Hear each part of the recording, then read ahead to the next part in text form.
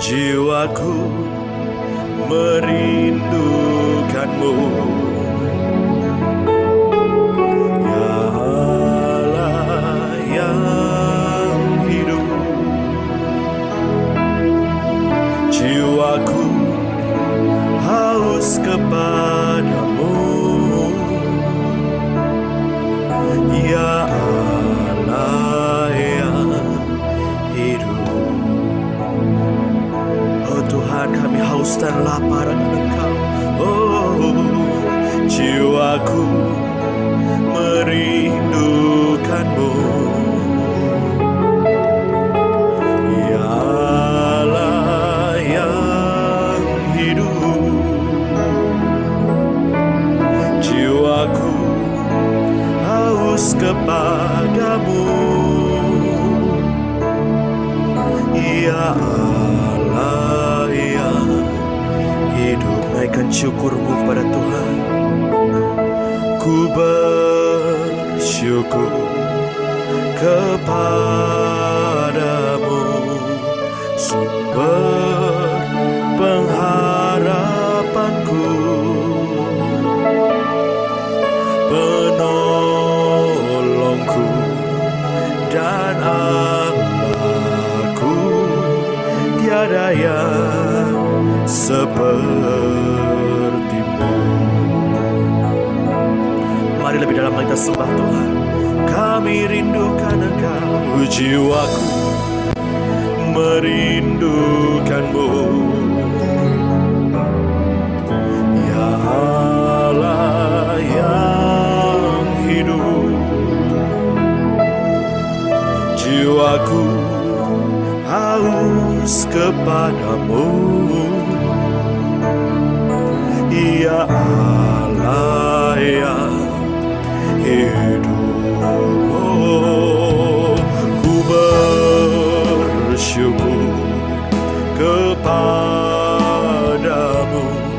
sumber pengharapanku. Kau penolong kami, penolongku dan Allahku.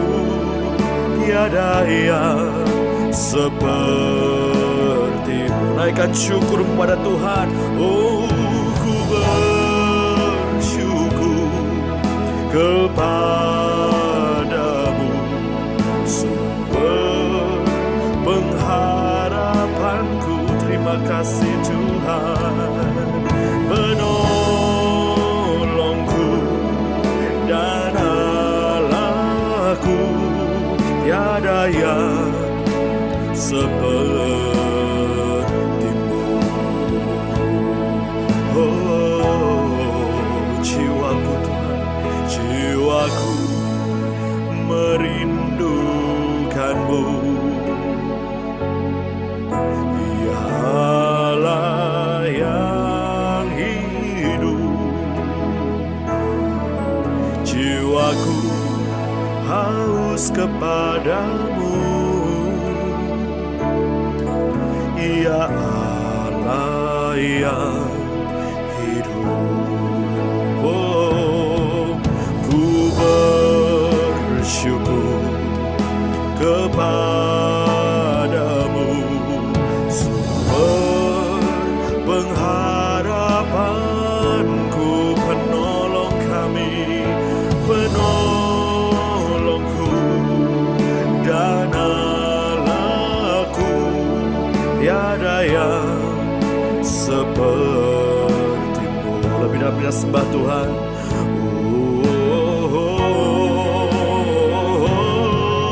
Ku bersyukur kepadamu, sumber pengharapanku, penolongku dan Allahku. Tiada yang sepertimu. Dengan hatimu angkat pujian ini bersama-sama. Oh, kami bersyukur Tuhan kepadamu, sumber pengharapan Tuhanku, Kau penolong kami, pengharapan, penolongku dan Allahku. Tiada yang sepertimu.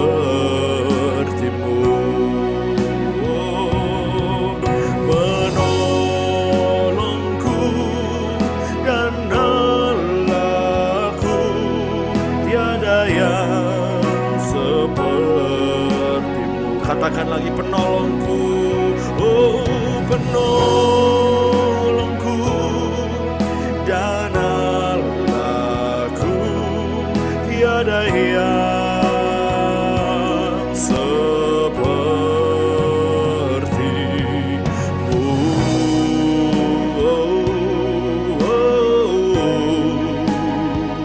Tiada yang seperti Engkau Tuhan.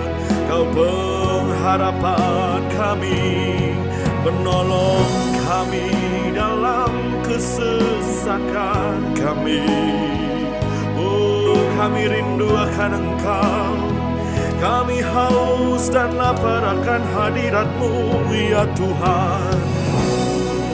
Oh, kiara la patakara la barala basyir, mengalir kuasa-Mu Tuhan di tengah kami. Oh, kiara la patakara la basyir. Segala pujian kemuliaan kami naikkan hanya bagi-Mu Tuhan, sebab hanya Engkau yang layak terima segala sanjungan, kemuliaan dan hormat kami. Oh, kiara takara la baseni adalah hiara. Oh, maka jiwaku pun memuji-Mu. Sungguh besar Kau Allahku, maka jiwaku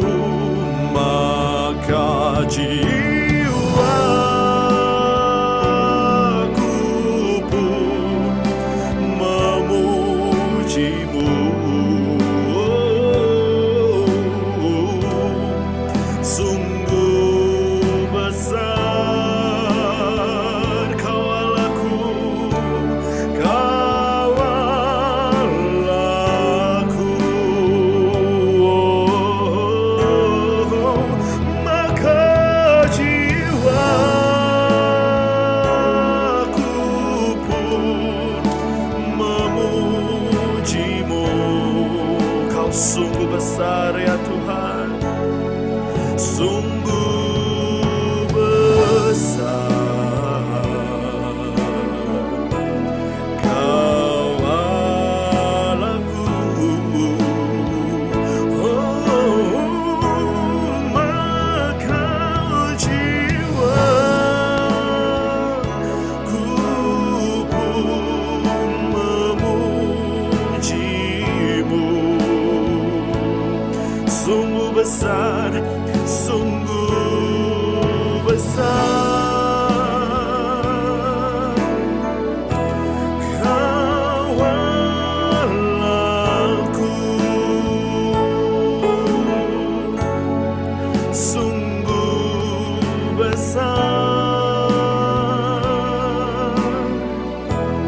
Kau Allahku.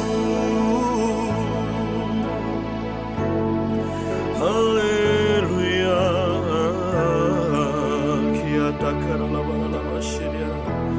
Agung dan mulia, besarlah Kau ya Tuhan. Atas sembah Dia. Oh, hai sembahlah Dia, hai jiwa kami. Oh, kiata karala balala balala balala masyiti karala balala.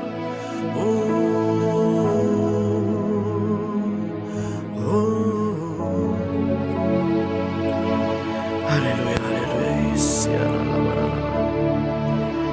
Ini hidup kami ya Tuhan. adalah milik kepunyaan-Mu. Hidup kami Tuhan ada di dalam tangan-Mu yang berkuasa itu Tuhan.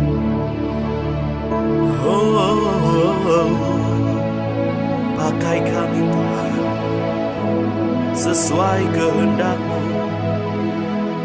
seturut rencana-Mu ya Tuhan.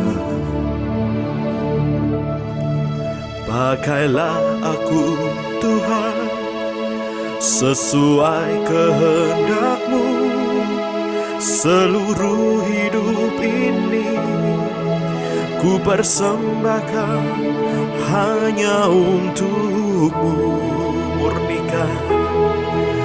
Murnikan aku Tuhan dengan api surgawi, bentuk bejana ini sesuai kehendak-Mu.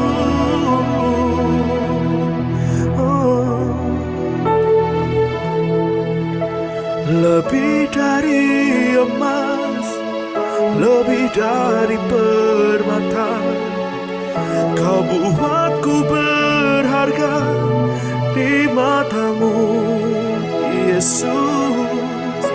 Agung dan mulia panggilan surgawi, menjadi terang kasih-Mu Tuhan.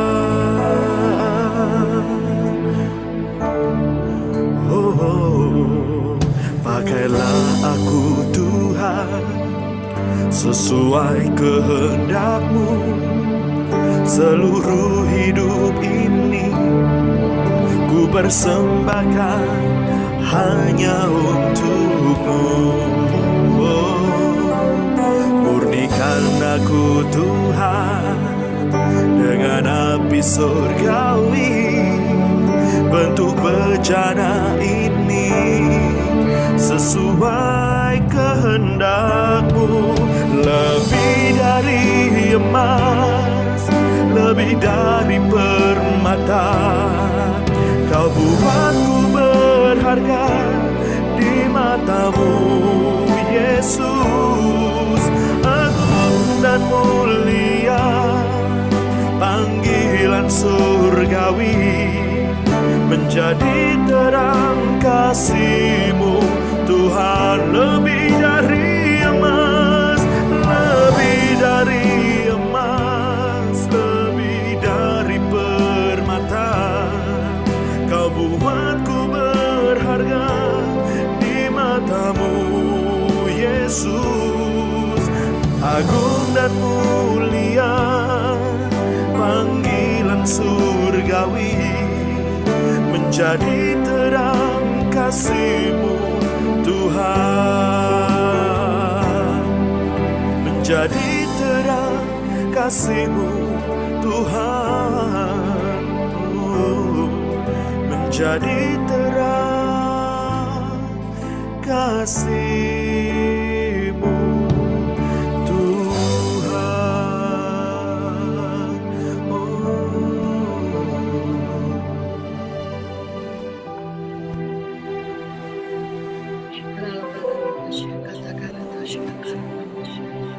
Shalom semuanya.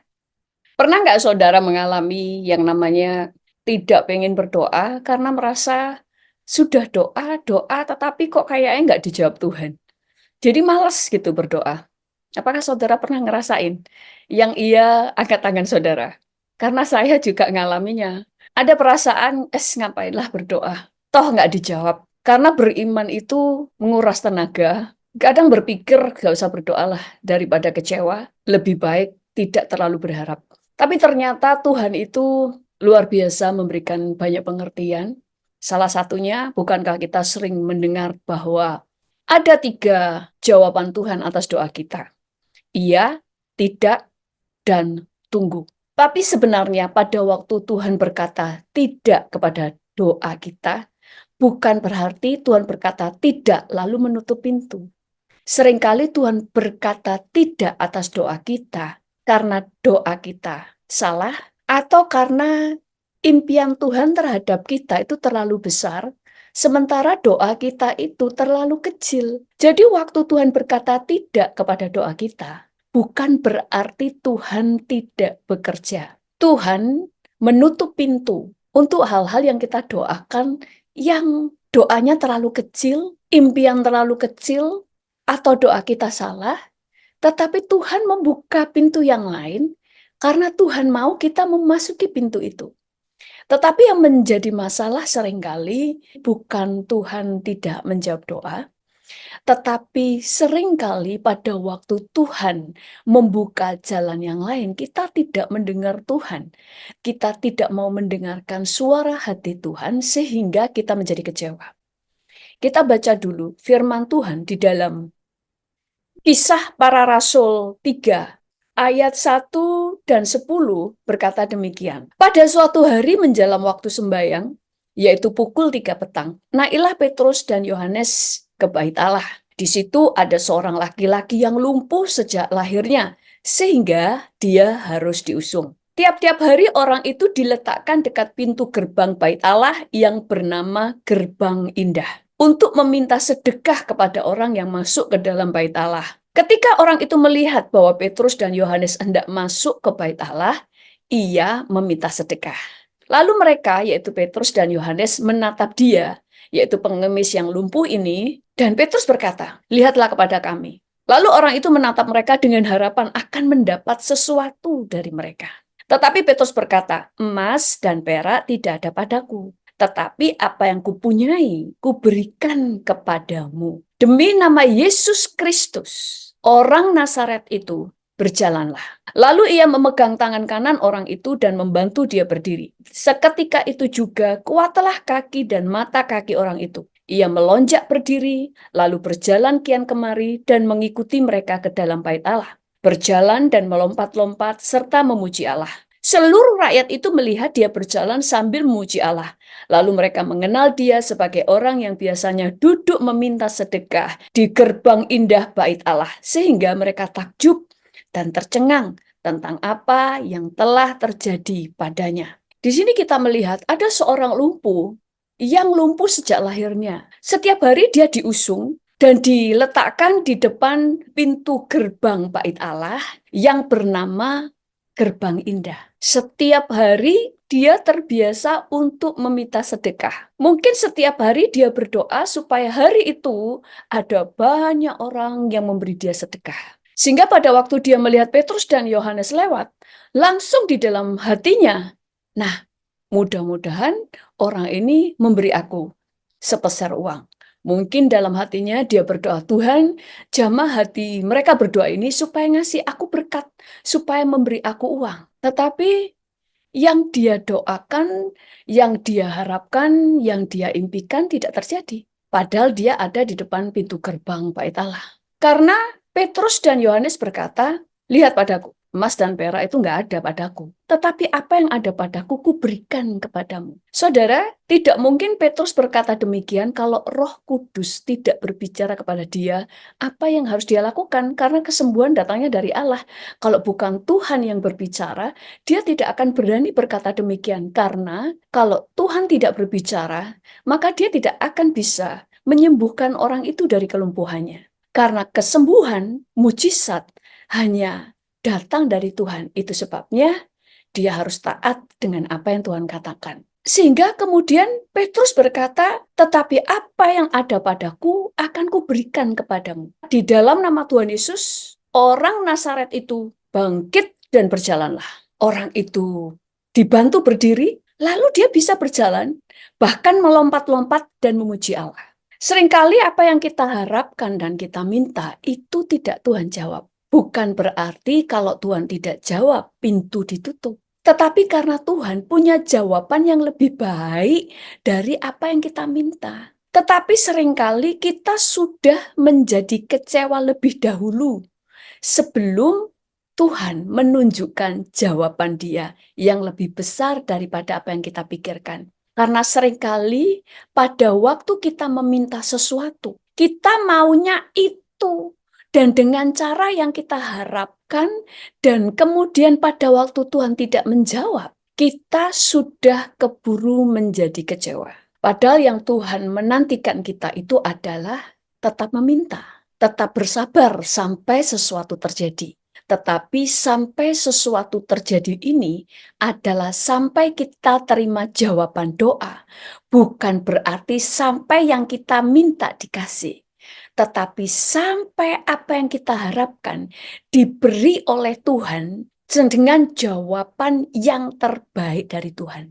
Jadi waktu kita berdoa, iman kita itu bukan terletak pada doa kita, bukan terletak pada apa yang kita minta, tetapi iman kita terletak kepada Dia yang kita mintai dan percaya bahwa Dia adalah Allah yang benar, yang mengasihi kita, yang tahu jawaban yang terbaik untuk kita. Bukan hanya soal waktu yang tepat. Tuhan tahu waktu yang tepat, bukan. Tapi Dia tahu jawaban doa yang terbaik untuk kita. Karena seperti tadi orang ini, dia cuma mengharapkan mendapatkan 2 peser, 3 peser uang. Saya percaya di hati kecilnya juga berharap sebuah kesembuhan. Tetapi mungkin itu sudah dipendam jauh karena dia berpikir, sudahlah, kayaknya ini sesuatu yang tidak mungkin terjadi pada saya. Sehingga dia cuma paling tidak, ya dikasih uang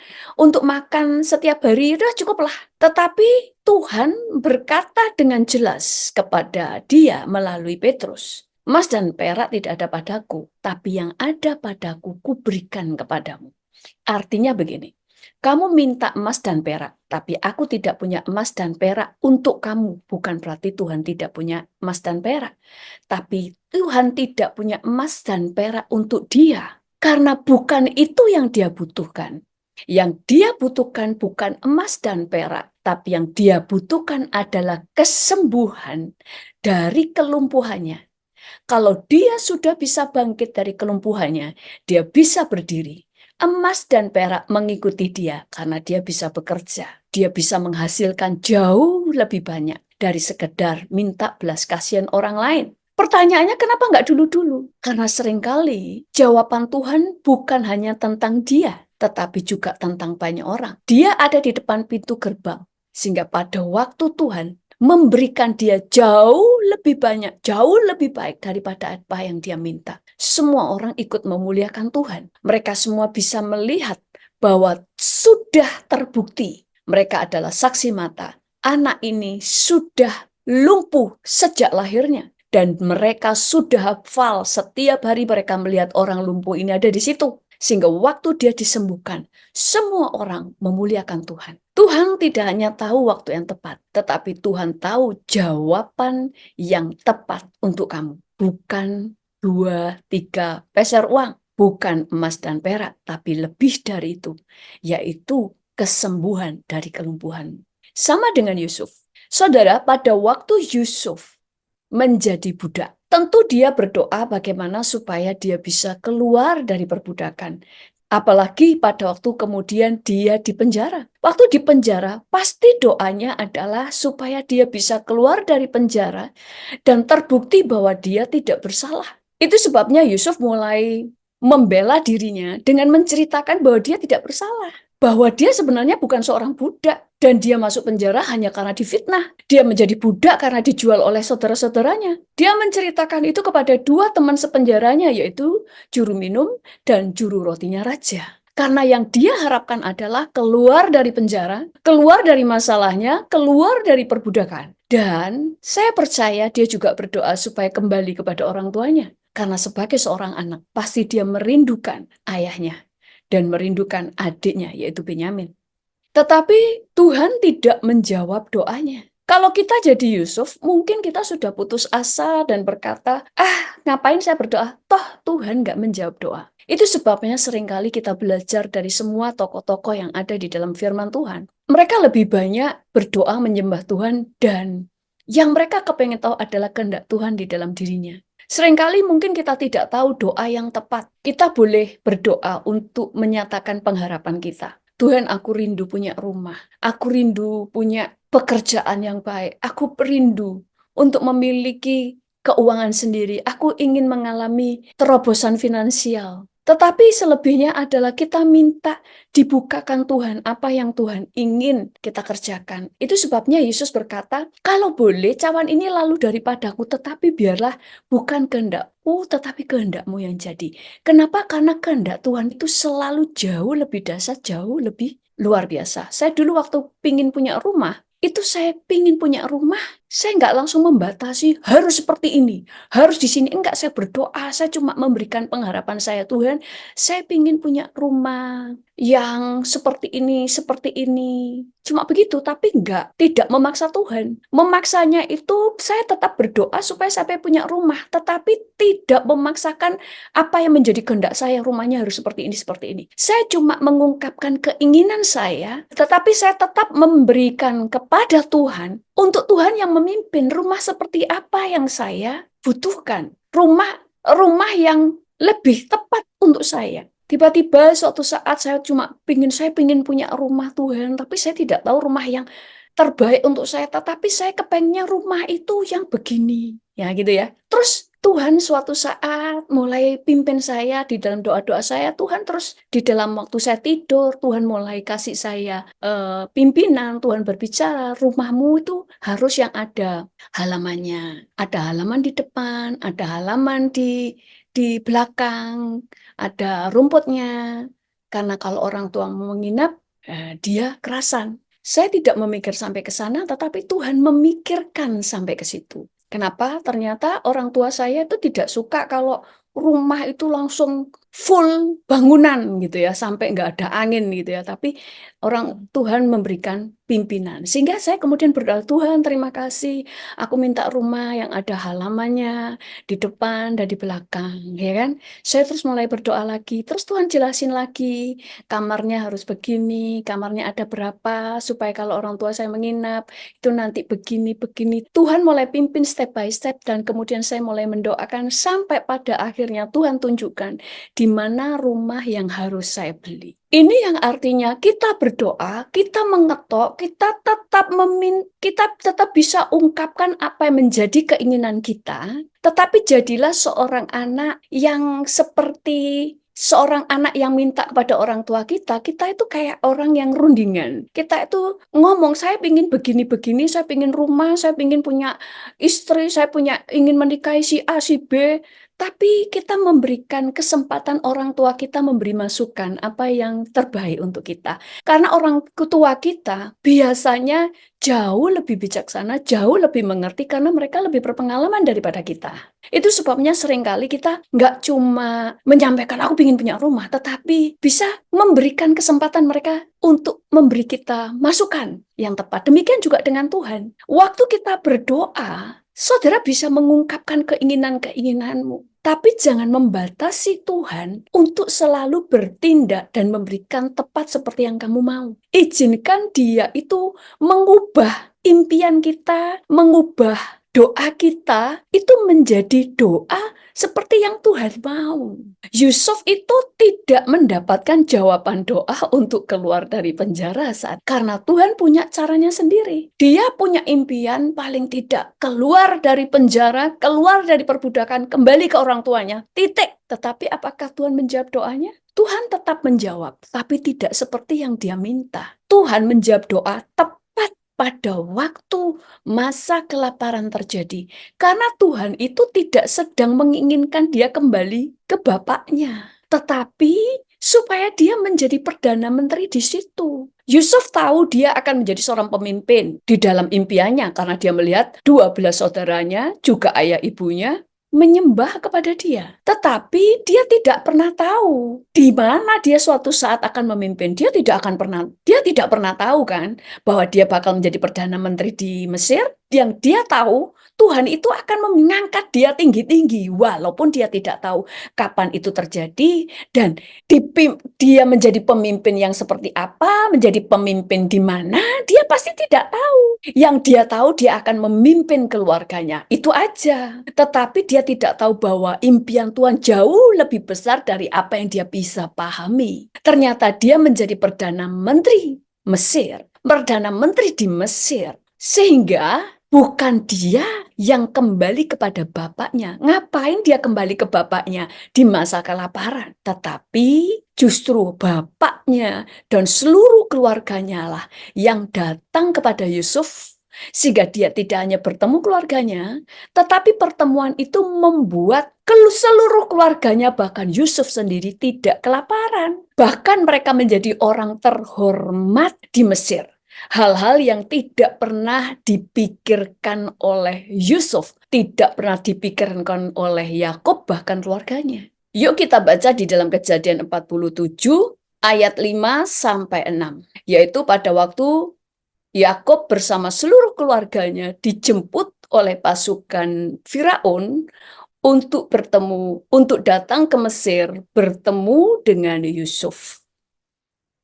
Mereka memang disuruh pindah ke Mesir karena Firaun menghormati Yusuf, karena Yusuf telah berjasa bagi bangsa Mesir. Dikatakan, lalu berkatalah Firaun kepada Yusuf, ayahmu dan saudara-saudaramu telah datang kepadamu. Tanah Mesir ini terbuka untukmu. Tanah Mesir ini terbuka untukmu. Tunjukkanlah kepada ayahmu dan kepada saudara-saudaramu tempat menetap di tempat yang terbaik dari negeri ini.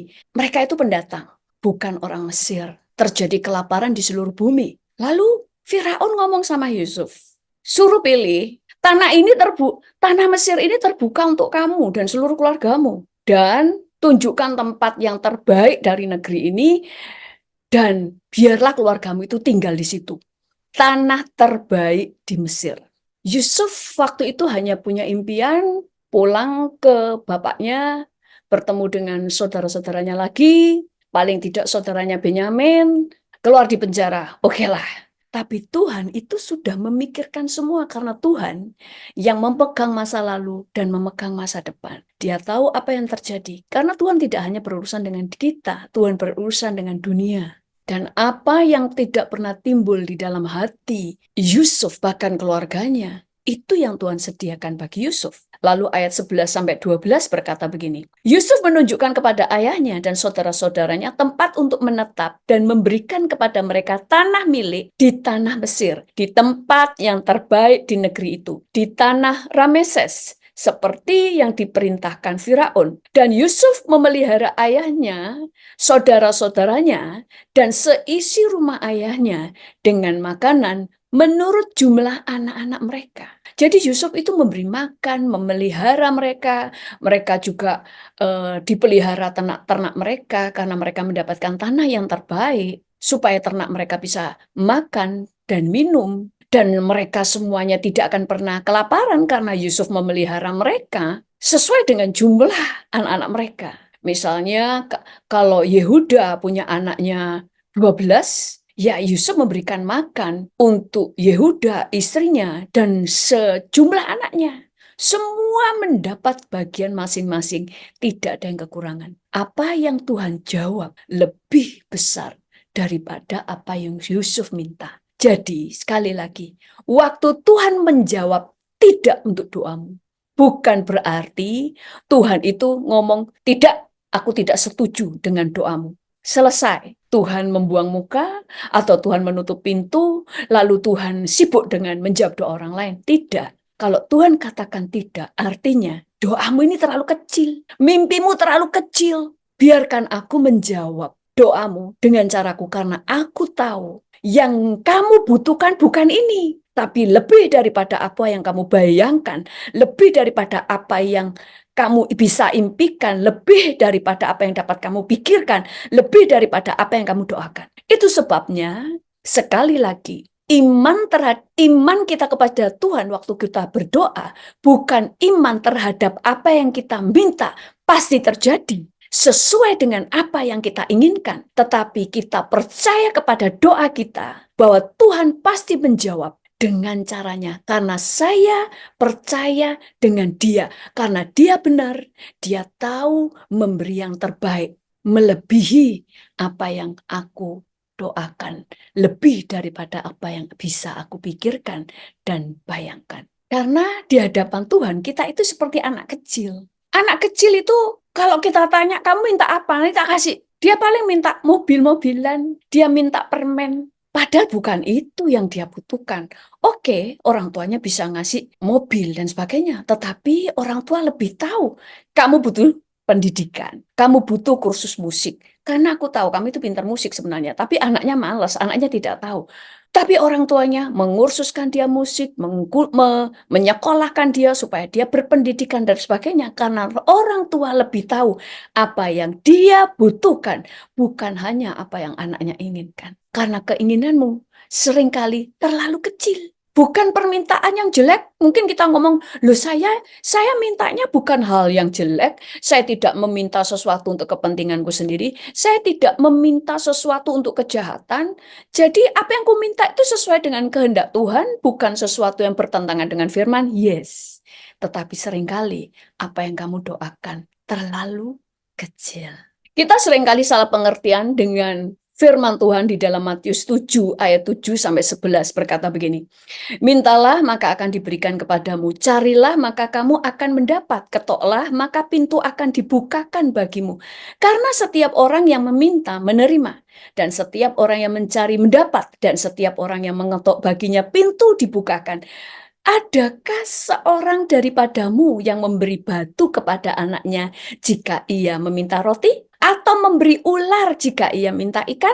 Jadi jika kamu yang jahat tahu memberi pemberian yang baik kepada anak-anakmu, apalagi Bapamu yang di surga, ia akan memberikan yang baik kepada mereka yang meminta kepadanya. Nah, seringkali kita salah paham dengan firman Tuhan ini. Tentu yang saudara pikir firman Tuhan ini berbicara begini. Kalau kamu minta roti, pasti Tuhan kasih roti. Nggak mungkin Tuhan kasih batu. Kalau kamu minta ikan, pasti dikasih ikan. Nggak mungkin dikasih ular. Benar kan? Ayo yang berpikir demikian, angkat tangan saudara. Kasih gambar tangan. Benar kan? Padahal kalau kita baca, Tuhan itu berkata begini. Adakah seorang daripadamu yang memberi batu kepada anaknya jika ia minta roti? Dan tidak ditulis, maka dia pasti ngasih roti. Lalu, atau memberi ular jika minta ikan. Firman Tuhan ini cuma berkata, kalau kamu minta roti, nggak mungkin dikasih batu. Kalau kamu minta ikan, nggak mungkin dikasih ular. Tapi tidak berkata bahwa Tuhan pasti ngasih kamu roti, Tuhan pasti ngasih ikan. Kalau kamu minta ikan, pasti dikasih ikan. Kalau kamu minta roti, pasti dikasih roti. Tidak. Lalu ayat firman Tuhan berkata, jadi jika kamu yang jahat tahu memberi pemberian yang baik kepada anak-anakmu, apalagi Bapamu yang di surga, ia akan memberikan yang baik kepada mereka yang meminta kepadanya. Dia akan memberikan roti dan ikan kepada yang meminta kepadanya. Enggak. Tuhan berkata, dia akan memberikan yang baik kepada mereka yang meminta kepadanya. Itu sebabnya cara pikir kita harus dirubah. Engkau bisa menginginkan, engkau bisa mengungkapkan keinginanmu. Kayak kalau kita ngomong sama orang tua kita. Izinkan Bapak yang mengelola. Gini dulu yang bagus itu kayak gini. Bukan seperti itu. Tuhan aku pingin jodoh. Aku pingin jodoh yang ini. Izinkan Tuhan yang mengelola apa yang kamu inginkan. Mungkin Tuhan akan berkata, lah kalau kamu pengen suami yang model begini perfect, ya kamu cobalah perbaiki penampilan, coba kamu perbaiki karakter, kamu jangan judes-judes, jangan terlalu kanak-kanakan, jangan terlalu jangan terlalu kekanak-kanakan. Oke, urusanku mempersiapkan jodohmu, bagianmu perbaiki diri. Karena dia itu seperti Bapak. Saya dulu juga pernah mengungkapkan keinginan saya kepada orang tua saya. Dulu saya ngomong sama ayah saya kepingin melayani, saya kepingin bisa full time, saya ingin meninggalkan pekerjaan, meninggalkan segala sesuatu, saya ingin melayani. Orang tua saya, ayah saya cuma berkata demikian, boleh melayani, tapi jangan kebawa emosional, meninggalkan semua. Sudah kamu pikirkan belum? Kamu itu suka cemilan, pagi-pagi sudah harus ada cemilan, siang itu harus ada buah. Saya itu dulu suka buah, saudara, dan cemilan. Saya nggak suka makan nasi, saya suka cemilan dan buah. Terus ayah saya bilang, kamu suka buah, selalu ada. Terus kamu kalau nggak bekerja, kamu tinggalin semua. Lalu kamu pelayanan full time. Apakah kamu siap? Nggak ada yang menggaji kamu. Apakah kamu siap? Tidak ada makanan di depan kamu. Dijelasin semua. Sehingga apa yang tadinya nggak tak pikirin, saya pikirin. Akhirnya mempersiapkan iman dan sebagainya. Dan ada banyak hal yang ternyata yang ayah saya katakan itu benar.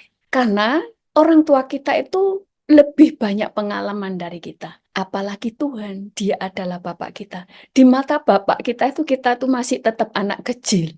Seorang anak yang butuh dibimbing, yang seringkali sok pinter.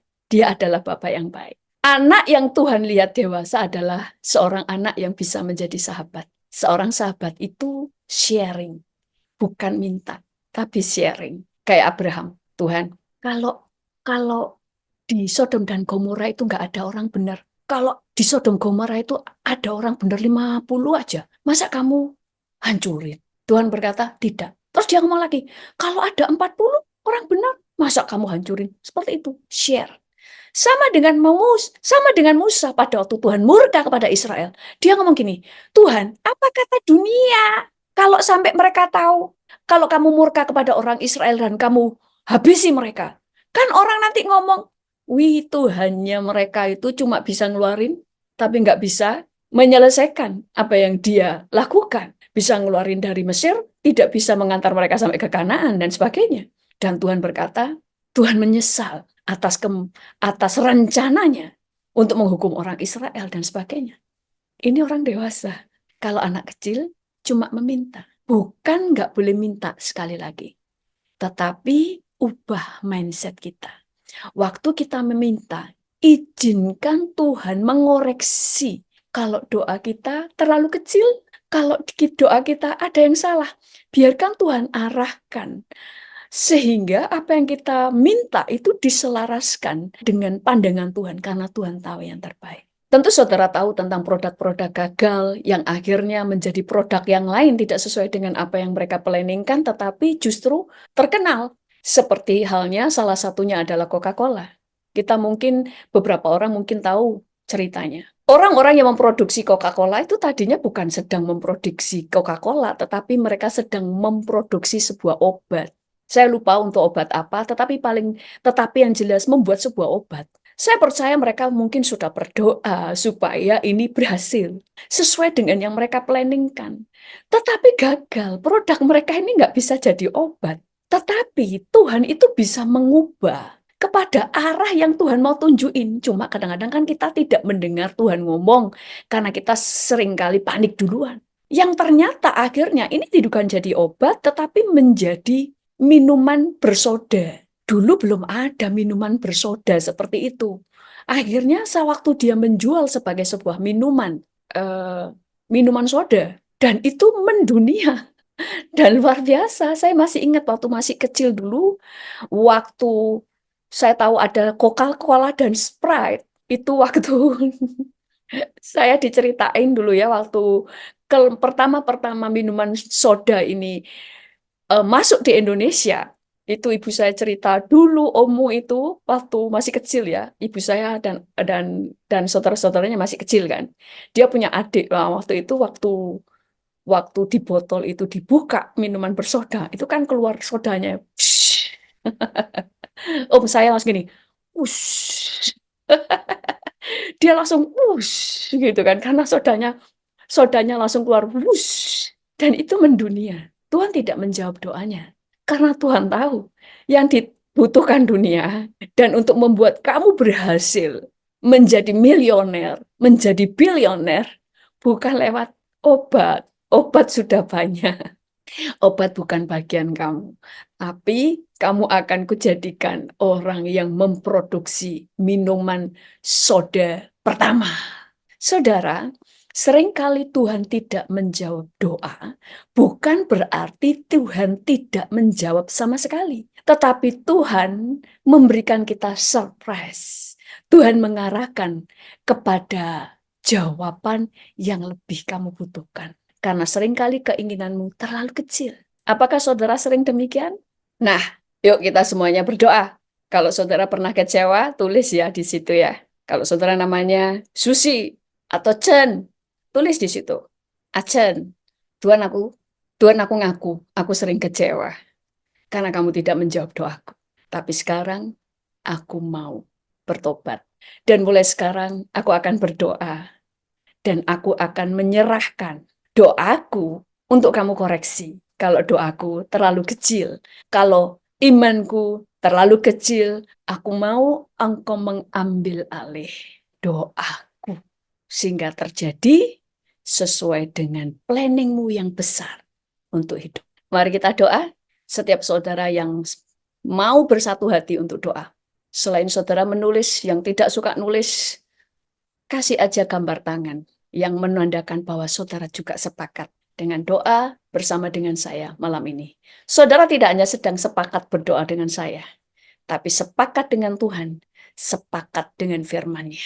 Mari kita berdoa. Tuhan, saat ini kami naikkan doa kami bersama-sama dengan semua orang yang mengikuti YouTube ini, Tuhan. Kami mau sepakat, kami itu seringkali seperti anak kecil. Kami bodoh, tapi seringkali kami sok pintar. Kami jujur, kami seringkali kecewa, bahkan seringkali tidak ingin berdoa. Karena kami merasa doa kami tidak dijawab. Sehingga sebelum Engkau menjawab doa kami sudah menjadi kecewa dan berbalik dari Engkau. Tetapi saat ini Tuhan, kami mau mengakui setiap kekanak-kanaan kami, kebodohan kami. Karena kami seringkali punya keinginan yang terlalu kecil dibanding dengan kemampuan-Mu yang bisa memberi kami jauh lebih banyak, jauh lebih besar, dan sempurna. Melebihi apa yang kami doakan, melebihi apa yang kami pikirkan, melebihi apa yang dapat kami bayangkan. Kami bersyukur kepadamu Tuhan. Tuhan tolong pada waktu kami berdoa, biarlah Engkau tetap memberikan jawaban doa sesuai dengan visi besar-Mu, sesuai dengan kemurahan dan kedahsyatan-Mu sebagai Tuhan dan Bapa kami. Kami bersyukur dan biarlah setiap kami di tempat ini dipulihkan, sehingga kami kembali untuk bisa berdoa dan tidak menjadi kecewa. Tuntun kami di dalam setiap doa kami. Kalau iman kami terlalu kecil, doa kami terlalu kecil, koreksi ya Tuhan. Kalau apa yang kami inginkan keliru, koreksi ya Tuhan. Tuntun kami seperti seorang bapak kepada anaknya. Tuntun kami step by step. Biarlah Engkau mengintervensi setiap doa-doa kami. Kami mengizinkan Engkau ikut memasukkan ide-idemu dalam doa dan impian-impian kami. Berkati semua anak-anak ini Tuhan, pulihkan kami semuanya. Biarlah kami terus bertumbuh, bukan hanya menjadi anak, tapi level sahabat yang selalu bisa sharing dengan Engkau. Kami bersyukur kepadamu Tuhan, terpujilah namamu dalam nama Tuhan Yesus. Haleluya. Amin. Tuhan Yesus memberkati semuanya. Sampai bertemu kembali di hari Selasa. Jam 7 malam waktu Indonesia bagian Barat. Jangan lupa untuk share video ini ke teman-teman dan subscribe. Tuhan Yesus memberkati. Selama kau beserta